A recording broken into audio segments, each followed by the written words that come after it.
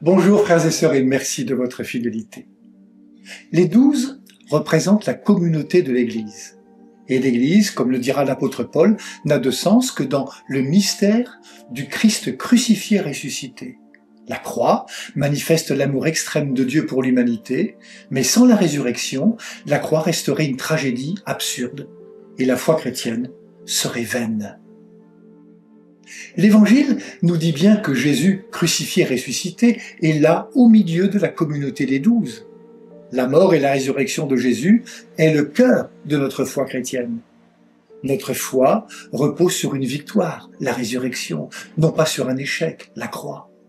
Nous l'avons entendu dans l'Évangile. Jésus, qui se rend présent à ses disciples, porte les marques de sa passion, mais sans la douleur. La mort a bien été vaincue. C'est un vivant qui manifeste sa présence, un vivant qui prend la parole et s'adresse à Thomas pour faire grandir en lui la foi.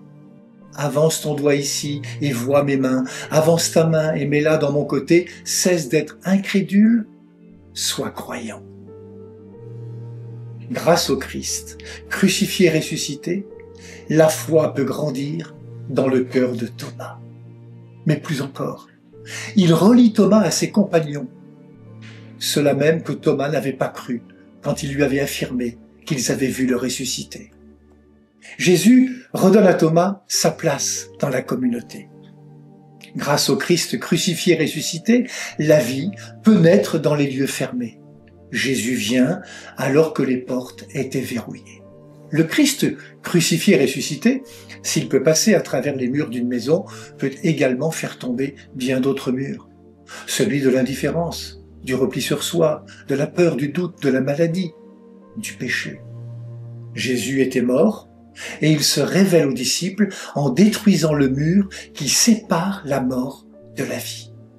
Ainsi, à la suite de Thomas, nous pouvons dire qu'il n'est pas si facile de croire, mais surtout, nous comprenons que la foi est un chemin qui n'épargne pas les doutes et parfois la demande de preuves de notre part.